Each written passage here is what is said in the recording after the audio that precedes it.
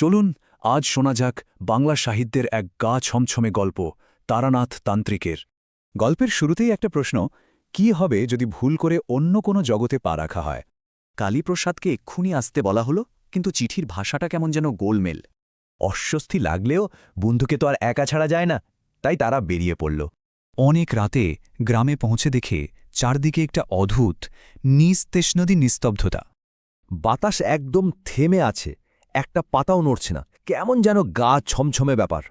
জানা গেল গ্রামবাসীরা ওই বাগানটাকে ভয় পায়, বলে ওখানে নাকি পুরনো কিছু একটা আছে।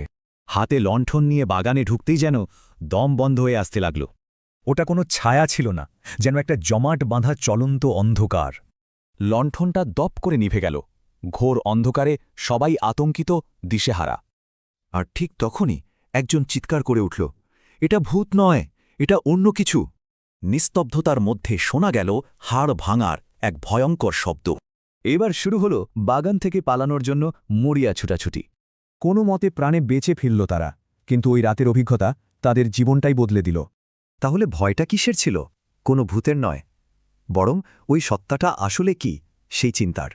গল্পটা বলছে ওরা মৃতের আত্মা নয়, ওরা অন্য এক জগতের প্রাণী যা আমাদের জগতের উপর এসে পড়েছে।